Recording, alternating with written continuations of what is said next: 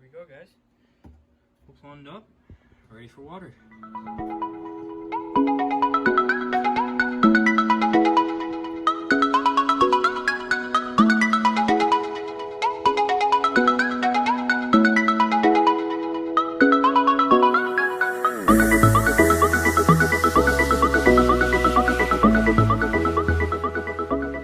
Just arrived. That big ass unopenable box. It took me like 30 minutes to open, but they start staples everywhere. I'm very glad for it though. Looks like everything arrived pretty nice, really quick. Got it off of Aqua Cave. They had a sale going on, so I picked it up. Super nice sump. This is the Eshopps Advanced 300 series. It's rated for up to a 300 gallon. I got it for my 90 gallon just because bigger is always better. Yeah. Also, I just wanted the extra space for anything I might want in the future. And also, I could always upgrade it to a bigger tank if I get one. And so on and so forth. Somehow I gotta get this under that. Get all this out of there. I'm gonna compare sizes when we're out. This tiny guy out, and that guy's going in. This is the Eshopps 300 Advanced series. It's ready for 300 gallon, as the name implies, 300. But I have it on my 90, just because more sump room is always better. Always. It's about, I'd say, give or take 30 gallons of water, 34 maybe. Full to the brim, it's gonna be 40, about right there. So about an inch under. It's 40 gallons, almost exactly. But other than that, it's gonna be lower in some compartments, obviously, and higher in some. So I'm guesstimating it's about 30 to 34 gallons. So yeah, that's the return compartment. It comes with this little float valve. I'm probably not going to be using it.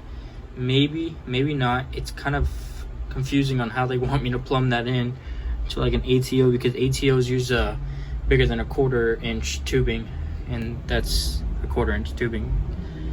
So this is the refugium compartment. I don't know exact sizes. I do know it is big as hell.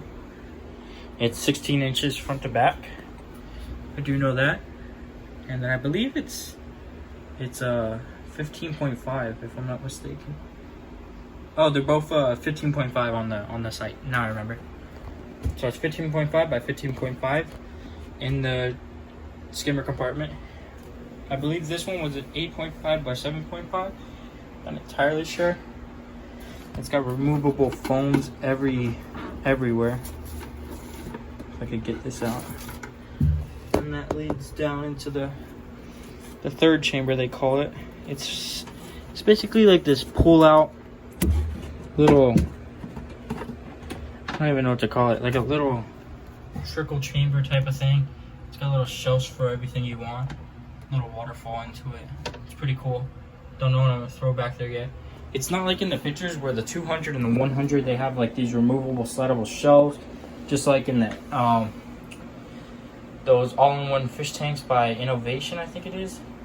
And they have like these slide out screens that go in front of those trays, and basically allows that whatever media you put in isn't just gonna fall out. This, however, does not have it, so I'm gonna have to find a bag or something, maybe one of these like mesh bags or something, and throw some bio material in there, maybe some of the marine pure gems or something like that.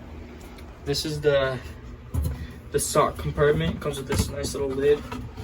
So the rectangle socks, it's kind of alright. I have like 8 4-inch socks though, so I'd prefer if it was like just circle socks, but whatever, beggars can't be choosers.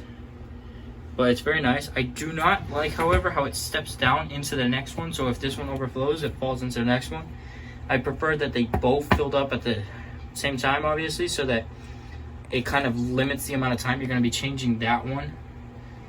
So what I might do is once this starts overflowing into that one, I'm probably just going to grab that one and stick it in there and then replace the bottom one. So that gives me a leeway of like a day or two between that.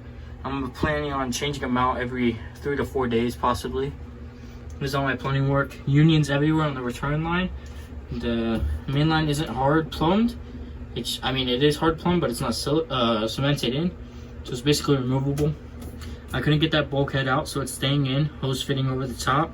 That's pretty secure in there. It's not going anywhere. I put tons of pressure on it already. I made it to where it slanted downwards, so that if there's ever like water still in the tubing, it'll obviously like just flow back down into the sump, because I don't want any stagnant water in the pipes for whatever reason. That's the return line, the one in the back. It's a 3/4 inch. That one's the main drain is a 1 inch. Everything on the return line is hard plumbed, except for over here, the main component, so I can take it off. And then I got uni seals everywhere. So like, if I need to get to that back compartment, I made a uni seal here, and one back there. So that way this whole entire pipe could come out, and the back chamber could just lift out. This is how big your refugium section. I have one of those big old dome lights in there. You can see how big that is. That's basically it, man. I give this sump a 4 out of 5 just because of the fact that I don't like the shape of the socks. That's the only reason. I give it a 4.5 out of 5, guys.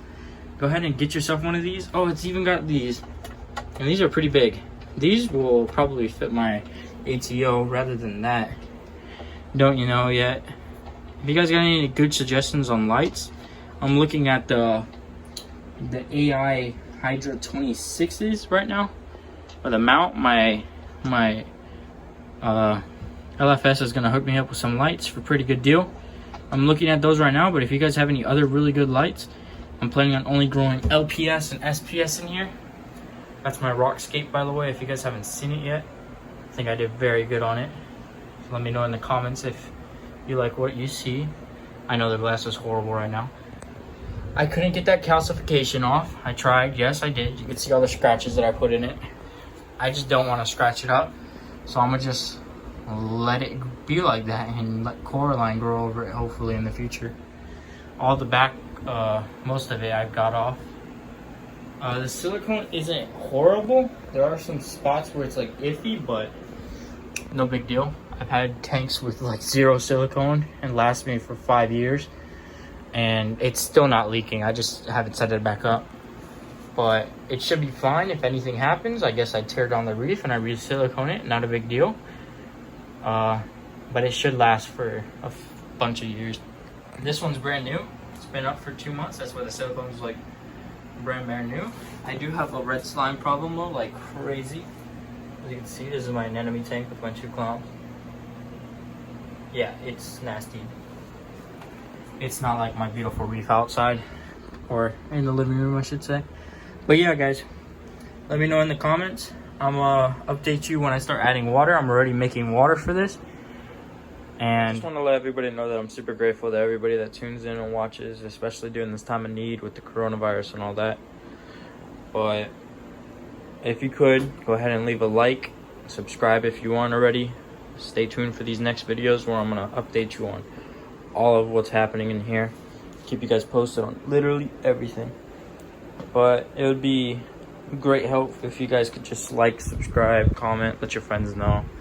Share the video, get it out there, guys. All right, take care, stay safe.